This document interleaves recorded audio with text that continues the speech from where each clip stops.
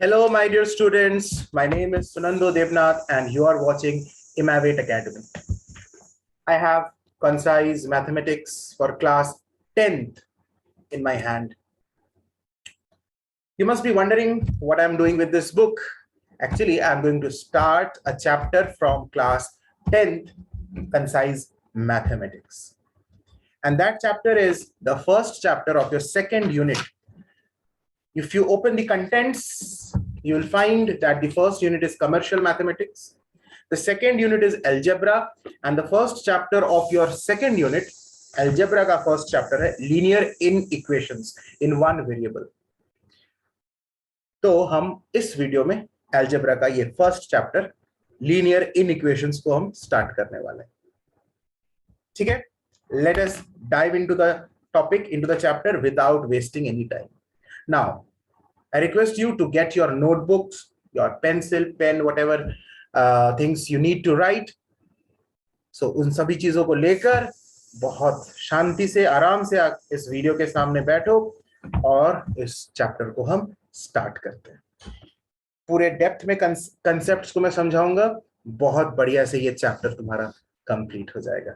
So let us start this chapter, which is chapter number 4 according to concise mathematics, linear inequations. एक और चीज मैं बता दूं, even if you are following some another book in your school, not concise mathematics, ये कोई problem नहीं है, बिल्कुल भी इससे कोई प्रॉब्लम नहीं आएगी, because कोई भी बुक फॉलो करो, it has the same syllabus which ICSE has prescribed in the website.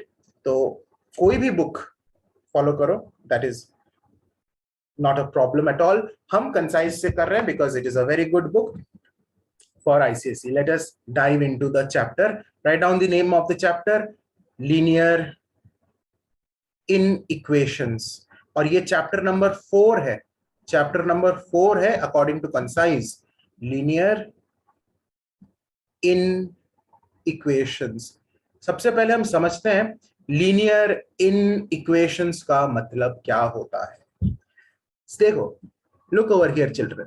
अगर मैं लिखता हूं x plus y equal to 5, तुम बोलोगे सर ये लीनियर इक्वेशन है. This is a linear equation. ध्यान से देखो, चैप्टर का नाम इन इक्वेशन है, लेकिन जो हमने अभी लिखा है this is a linear equation. Why equation? क्योंकि यहां पे इक्वल टू साइन है, इक्वल टू का साइन.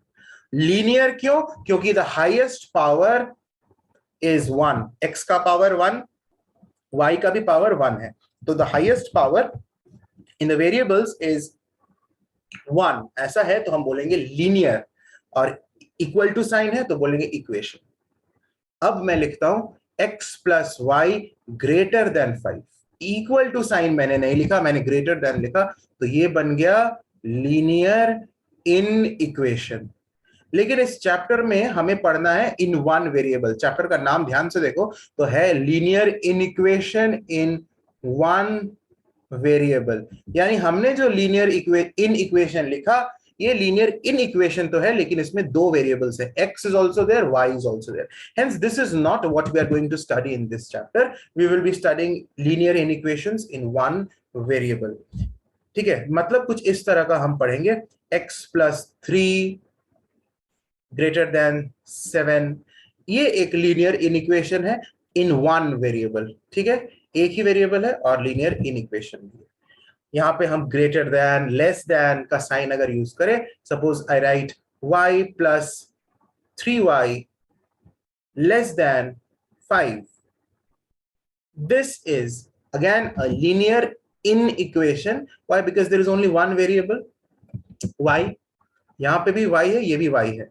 लीनियर क्यों है? हाईएस्ट पावर इज 1, y पे पावर 1, ये वाले y पे पावर भी 1. हालांकि इसको फर्दर सॉल्व करेंगे तो x plus 3y will become 4y. ये एक्चुअली 4y लेस देन 5 है, मैंने उसको ब्रेक करके लिखा हुआ है. सो लीनियर इनइक्वेशन क्यों है समझ में आ गया? Because it doesn't have an equal to sign but has a less than or equal to, less than or greater than sign. अच्छा, यहां पे less than equal to भी हो सकता है. I can have a linear inequation like this. What is this? X plus 3 less than equal to 7. Less than equal to मतलब less than, all the values less than, and equal to 7, तो ये भी in equation ही है। सिर्फ alone equal to अगर रहे तो उसे हम इक्वेशन बोलेंगे, लेकिन लेस देन इक्वल टू या फिर ग्रेटर देन इक्वल टू अगर है तो हम उसे इन इक्वेशन बोलेंगे। I hope the term in equation is clear. क्या मीनिंग होता है इन इक्वेशन का, क्या मीनिंग होता है इक्वेशन का, ये क्लियर हो गया। अब हम कुछ रूल्स पढ़ेंगे, कुछ रूल्स जानेंगे। जो रूल्स मैं अभी बताने वाला हूं, those rules are to be applied in the questions, so you have to understand these rules really very nicely। बहुत ध्यान से सुनना है, क्योंकि जो रूल्स मैं अभी यहां बताने वाला हूं, ये रूल्स को तुम्हें क्वेश्चन सॉल्व जब करोगे वहां पे एक्चुअली यूज करना है। तो ये रूल्स को लिखने से भी ज्यादा इंपॉर्टेंट है इनको समझना, और बहुत इजी होता है। तो रूल नंबर 1 सेज, ध्यान से समझो क्या लिखा हुआ है। On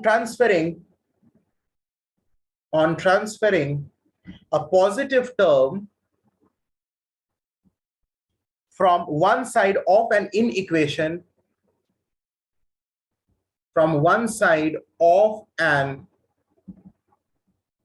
inequation to its other side, the sign of the term becomes negative.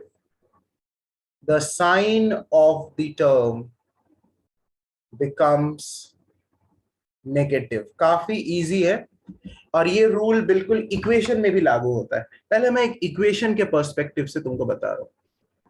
जैसे मैंने लिखा x + 3 = 7, ये एक इक्वेशन है। अगर मैं इस +3 को, जो कि एक पॉजिटिव टर्म है, इस पॉजिटिव टर्म को मैं दूसरे साइड में भेजूंगा तो ये -3 बन जाएगा। सभी लोग जानते हैं, इट विल बिकम 7 - 3। ये सेम चीज यहां पे भी अप्लाई हो रहा है इन इक्वेशन के केस में भी। Suppose I have x + 3 greater than 7 या less than 7, कुछ भी हो, and this is a positive term. If I want to transfer it to the other side of the in equation, then it will become a negative number. It will take the negative sign। मतलब x ये greater than 7 -3, ये +3 उधर जाके -3 बन गया। तो आगे के स्टेप में हो जाएगा x is greater 4। अब नेक्स्ट रूल क्या कहता है? What does the next rule से? नेक्स्ट रूल बिल्कुल सेम ही है। इस नेगेटिव, इस पॉजिटिव टर्म को हम नेगेटिव कर देंगे तो दूसरे साइड में वो जाके पॉजिटिव बन जाएगा। On transferring a negative term from one side of an inequation to its other side, the sign of the term becomes positive। जैसे मेरे पास एक इनइक्वेशन है x - 1 < 4। ये -1 एक नेगेटिव टर्म है, इसको मैं जब दूसरे साइड भेजूंगा तो ये +1 बन जाएगा x < 4 + 1, यानी x < 5। सिंपल है। सेकंड रूल भी बिल्कुल इक्वेशन जैसा ही होता है। आगे बढ़ते हैं। थर्ड रूल क्या कहता है? Write down, if each term of an inequation be multiplied or divided by the same positive number, the sign of the inequality remains the same. The sign of the inequality remains the same। ध्यान से समझो इस rule को। ये rule क्या कहता है कि मेरे पास कोई एक इन इक्वेशन है। मान लो मेरे पास इन इक्वेशन है x < 7। ये एक इन इक्वेशन है, ठीक है। अब बोल रहा है if each term of an inequation is multiplied और डिवाइडेड। तो डिवाइडेड का एग्जांपल मैं बाद में समझाता हूं, पहले मैं मल्टीप्लाइड का बात करता हूं। तो सेंटेंस को फिर से पढ़ते हैं, सिर्फ मल्टीप्लाइड को समझते हैं। If each term of an inequation be multiplied by the same positive number then the sign of the inequality remains the same.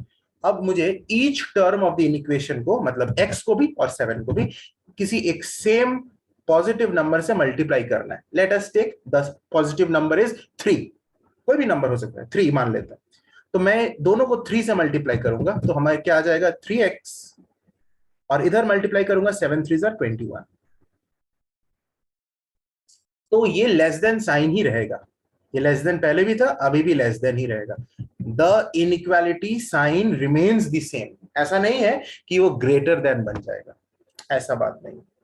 जैसे एग्जाम्पल के तौर पर अगर तुम समझो, एक नंबर ले लेते हैं, जैसे 6 इज लेस देन 9, तो सब जानते हैं 6 इज लेस देन 9, और एक सेम पॉजिटिव नंबर से हम मल्टीप्लाई करते हैं, से द नंबर इज 2, मैं दोनों साइड 2 से मल्टीप्लाई करता हूं, 6 2 12, 9 2 18, तो स्टिल हमें ये भी ट्रू है, इनइक्वालिटी साइन तो चेंज नहीं हुआ। मैंने किसी भी पॉजिटिव नंबर से सेम पॉजिटिव नंबर से अगर हम दोनों साइड मल्टीप्लाई करें तो ये इनइक्वालिटी का साइन चेंज नहीं होता है, ठीक है। अगर लेस देन पहले था तो बाद में भी लेस देन ही होगा, अगर ग्रेटर देन था तो ग्रेटर देन होगा। हालांकि वो नंबर होना चाहिए जिससे हम मल्टीप्लाई करें वो पॉजिटिव होना चाहिए, और दोनों साइड हम सेम नंबर से मल्टीप्लाई करें। अब जो फोर्थ रूल है वो है कि अगर हम नेगेटिव नंबर से हम मल्टीप्लाई करें तो क्या होगा। अभी तक मैंने डिवाइडेड वाला नहीं समझाया है, मैं समझाऊंगा, पहले मैं मल्टीप्लाई का बता देता हूं। If each term of an inequation be multiplied or divided by the same negative number, अगर एक नेगेटिव नंबर से हम मल्टीप्लाई या डिवाइड करते हैं दोनों साइड, तब साइन चेंज हो जाता है। The sign of the inequality reverses. जैसे अगर मेरे पास है x लेस देन 7, अब मैं इन दोनों को -2 से मल्टीप्लाई करता हूं, कोई भी नंबर से कर सकता हूं, नेगेटिव नंबर होना चाहिए। दोनों साइड को मैं नेगेटिव नंबर से, सेम नेगेटिव नंबर से मल्टीप्लाई कर रहा हूं, जैसे -2 से, तो इस x को -2 से मल्टीप्लाई करूंगा तो -2x आ जाएगा। 7 को -2 से मल्टीप्लाई करूंगा तो -14 आएगा। यहां पर ये लेस देन साइन को मैं लेस देन नहीं लिखूंगा, अगर ऐसा लेस देन को मैं लेस देन ही रखूंगा तो ये गलत है, दिस इज कंप्लीटली रॉन्ग, क्योंकि साइन यहां रिवर्स हो जाएगा, ये लेस देन से ग्रेटर देन बन जाएगा, तभी ये करेक्ट है। एग्जाम्पल के तौर पर समझो, अगर मेरे पास है 2 less then 5, this is absolutely correct. अब इसको दोनों साइड हम किसी एक नेगेटिव नंबर से मल्टीप्लाई करते हैं, लेट अस टेक -3 से मल्टीप्लाई करते हैं। -3 तो 2 इंटू -3 करेंगे, 5 इंटू -3 करेंगे। अब ध्यान से देखो, ये हो जाएगा -6, ये हो जाएगा -15, तो क्या मैं यहाँ लेस देन का साइन रखूंगा, यानी सेम साइन को रखूंगा, तो is it correct? Is -6 less than -15? No, -6 is more than -15, तो यहाँ पे साइन रिवर्स हो जाएगा। समझ में आ रहा है? -6 बड़ा होता है -15 से। तो जैसे ही मैंने नेगेटिव नंबर से दोनों साइड मल्टीप्लाई किया, सेम नेगेटिव नंबर से इनइक्वालिटी साइन रिवर्स हो जाना चाहिए, ये इंपॉर्टेंट है। Same thing applies for division also. अब दोनों केस में मैं डिवीजन को समझाता हूं। तुम किसी पॉजिटिव नंबर से अगर डिवाइड कर रहे हो, जैसे अगर है मेरे पास x लेस देन 7, इसको मैं 2 से डिवाइड कर रहा हूं दोनों साइड्स, तो ये x divided by 2 less than 7 divided by 2, you see the sign does not change. Less than पहले भी था, अभी भी लेस देन है, because I have divided with a positive number. लेकिन अगर मैं ये x लेस देन 7 को अब मैं -2 से डिवाइड करूंगा, तो x डिवाइडेड बाई -2 और 7 डिवाइडेड बाई -2, ये ग्रेटर देन बन जाएगा। This less than will change to greater than, या और इस नेक्स्ट स्टेप में इस माइनस को मैं ऊपर कर सकता हूं, सो -x divided by 2 greater than -7 divided by 2। इतना ही। If you have liked the video, then press the like button and subscribe to the channel if you have not subscribed yet, and share this with other students so that a lot of students can be benefited out of this course.